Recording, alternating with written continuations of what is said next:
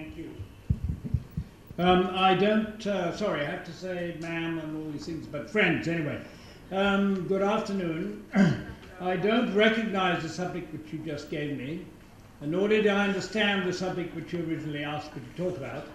But that doesn't matter in the least, because I never pay any attention to these things and to talk what I want to talk about. I should also, yes, admit that I have absolutely no claim to be standing here. I'm said to be an educationist. Well, I guess we're all, most of us, I guess, educationists in that we've been educated. And I have been for the last, well, I used to be a businessman of a kind for 10 years after I was educated, or meant to be. And then I, like many failed business people, I turned to teaching business. So I have been a university or business school teacher for some, oh my God, 40 years, since 1970, yeah, 46 years. Like most university teachers, college teachers, business school teachers, I have never ever, till perhaps this morning, attended any sort of instruction or even read any kind of book about how to teach. It's an extraordinary thing about tertiary level teaching that somehow it's assumed that because you know something about business or physics or extraterrestrial travel or whatever it may be, you know how to teach it. Well, it ain't so. And I suppose I'm guilty, like all academics, of having taught rather badly for many years as a result. But it is a strange phenomenon that at the tertiary level it's somehow assumed that we know how to teach. My first university teaching was in Nairobi, where in Kenya, where in 1970 about half my colleagues were from the UK or Canada and the States, the other half were people from Kenya, one or two from India. And I remember suggesting, having never taught anything, and certainly not in university before, suggesting to some of my colleagues, and we had some younger Kenyan colleagues, that we might sit in on each other's lectures. I think you mentioned the idea of sitting in on and sort of criticize each other or assist each other. My rather more senior British colleagues were I might have suggested peeing on the floor or something. They were horrified at the idea of university lecturers actually listening and commenting on others' lectures. Please, there are certain limits to what our professionalism will allow. I know my subject, therefore I know how to teach it. I'm not sure I know my subject and I don't know how to teach it, but I'm learning a bit this morning. I'm also, and I think it's written in the program, I'm what's called emeritus. It's a term that's known in the States. Do you know what emeritus means, Jeff? After, I guess, you're no longer actually working at the university, but you're still affiliated with the university. Sort of. Anybody else got a suggestion for what emeritus means? It's a title that Americans in particular like to put after the term professor or chairman or whatever. And we're picking up, like we pick up many bad habits in England, we're picking up that one too. Any other suggestions what emeritus means? Meritorious service. Well, thank you, ma'am, but I studied 100 years ago at Oxford Greek and Latin, so I looked in my Latin dictionary when I was told I was emeritus. I was told also at the same time that it didn't carry any remuneration, so I wondered what it did carry, and it means past service of no further use. So if anybody claims to be an emeritus professor, tell them that. It's true. So never, as I say, having had any instruction or even read anything about how to teach, I was wondering how to deal with this 15 minutes which I've been asked to chat to you at, the last session I think, so people will probably drift away very soon. And I thought, as I have supervised a lot of research and carried out a bit of research myself, I'd try and do a bit of qualitative research. And what I'll do is rather similar to what you were doing in a sense. I have just thought back, and I was thinking, what do I know about teaching, about effective teaching, ineffective teaching? Well, from the age of 4 or 5 until about the age of 25, I was educated, after a fashion in various parts of the world, refugee in the United States during the Second World War. So I tried to think back to my, if I may pick up another Americanism, my wow moments in my education. And I'll briefly share with you the 3 wow moments of that rather long period, which I remember now. And I remember where I was sitting in the classroom, I can remember the name of the teacher, I can remember pretty much what happened. And then I'd like you, perhaps while I'm recalling these, to perhaps, I don't know about closing your eyes, but to remember 1 or 2 wow moments in your own education experience, not as teachers, but as students, children, and maybe share them with us if we have a moment. And then perhaps to spend another 2 minutes, if there are any, what are the common features? What made those teaching moments great? Long before even Illich had written his books, or everybody else, in my case at any rate, in some cases, what makes great teaching?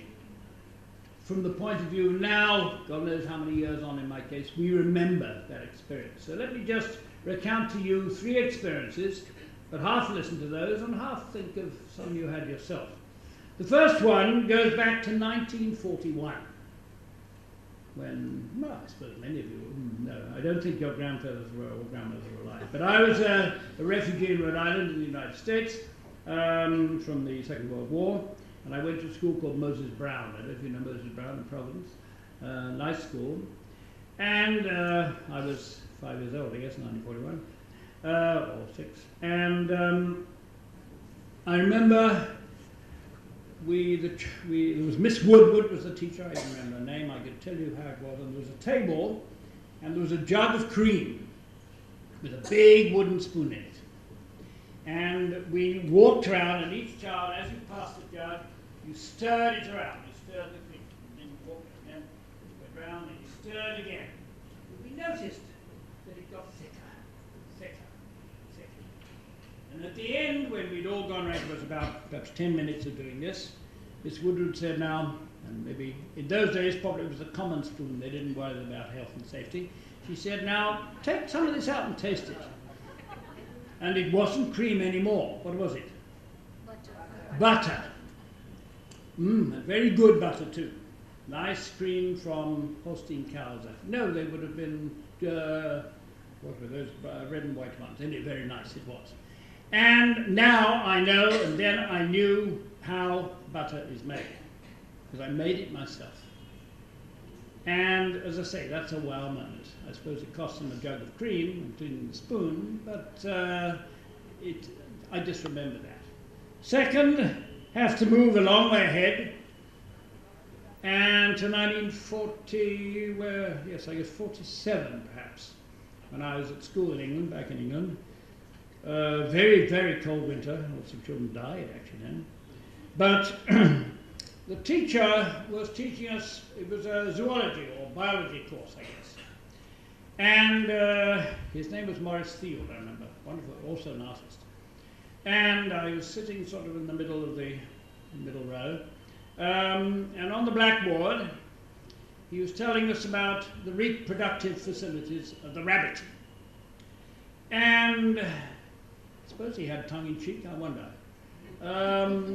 But he very nicely and very graphically drew the processes of how a male rabbit made love to a lady rabbit.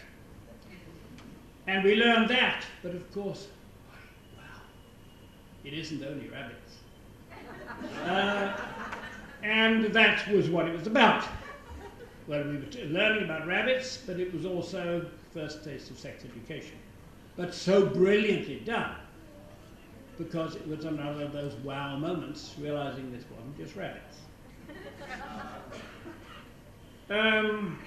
Then, rather sadly, because I went to a good public school, I think, quite a good one, and then I went to Oxford University, which is a fairly good university, but I really don't think I have any wow moments from all those years, or 2 years, compulsory military service in between. But I was fortunate enough to go to a business school in the United States at Harvard, and I remember, again, I can show you where in the classroom sitting, and we were looking at a case study, because in those days, or maybe still, they learn management through case studies, and it was called Charlie Mavioli. And it was 1 page, and it was a sort of jumbled description of the financial condition of Charlie Mavioli's carpentry workshop. And we'd been handed it out before, as one was, and I'd been poring over wondering what to do with it. And Bob Anthony was a class of 90 people. No damn nonsense about women in those days at the business school. And I think it was one Filipino, one Indian, and one black guy, and he was from Africa, not America. Things have changed a bit in the United States. But Bob Anthony said, accountants, shut up. Because there were one or two, quite a number of qualified accountants in the postgraduate business class. So they shut up. And then he said, is there anyone in the room who knows ancient Greek? And I thought, I'd been at the business school about 2 or 3 weeks, and I thought, thank God, at last, there's something I know, because I was floundering. Yes, I eagerly put up my hand. He said, great, Harper. Or even Mr. Harper, probably in those days. Because he said, I'm always safe. If somebody knows ancient Greek, they're totally naive in the matters of accounting. I know I've got somebody here who knows nothing about accounting. And so I squirmed a bit and said a few things, and then gradually, from the class minus the accountants, Bob Anthony elicited a sort of framework into which to put the fact about he had this much cash and his income at this much and his cost had been so much and so on, and so many people had run away without paying their debts and so on. There were only probably about 20 or 25 figures in total. But he very cleverly somehow played on us like an orchestra, so it all came from us, but it put it into a sort of format which we understood about how much money there was in this business, where it had come from, what had been the income over a period, and what had been expensed. And then he said, okay, accountants, what have I got here? That I didn't do, Robert Anthony, that these students, even this idiot who knows Greek, did it. He said the student said, my God, the accountant said, this is balance sheet and profit and loss account. Damn right it is. I learned in that, I tried desperately before to learn such things, but in that moment, I realized, and I still know, I think, what accounts are about.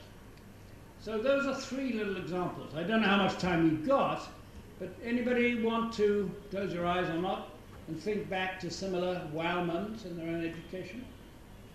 You want to share them with us?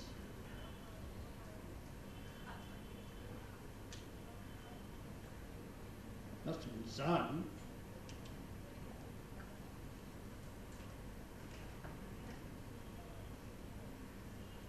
Otherwise, I'll do what they did at Harvard and go, you! And you were thrown out at Christmas and you didn't answer. So, yes.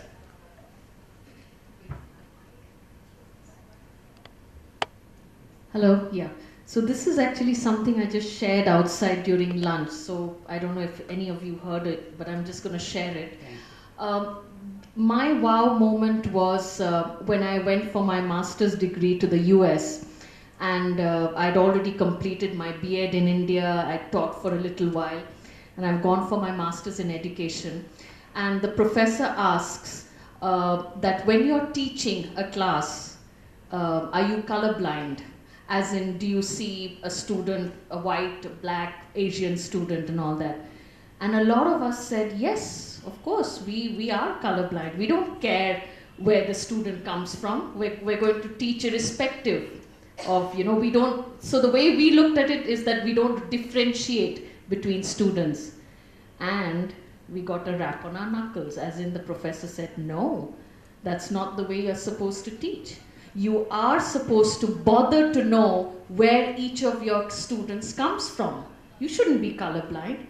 If I see difference, Jeff is from Canada, he's come with some other experiences. Aarti in my class, for example, this was my class, is from Mumbai. Snigdha is from Delhi. She has her different experiences. Why should I be blind to their backgrounds? As a teacher, I'm supposed to bother where each of my students comes from and teach according to that. So that was my wow moment. I was like, oh my God, I thought I was this evolved teacher. And here at the age of like 23, 24, I realized. Yeah, thanks. Thank you. Thank God in my write-up I don't have to mention my year of graduation. Thank you. So that was my wow moment. Thanks. Thank you.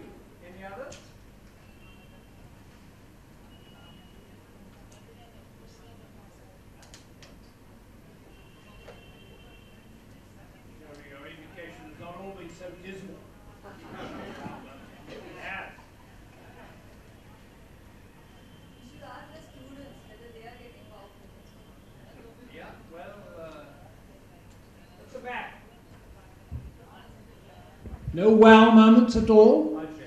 Yeah, thank you, sir. Okay, I'll just share about Gloria itself in school. The school I studied was in St. Mary's in Mazagon, just a neighborly school to Diamond Jubilee. And Gloria was my 8th standard school teacher, the class teacher in school.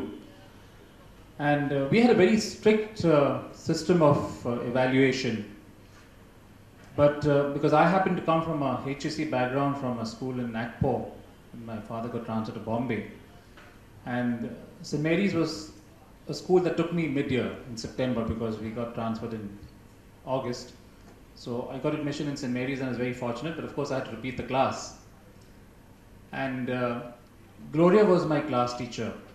And she was an amazing person, a teacher that brought out the best, even the most weakest of students. I mean, you could never tell a weak student and a strong student in her class, because she treated everybody with a spirit of equality. And that was her wonderful nature. So that particular year, she got the school management to introduce a system of exemption.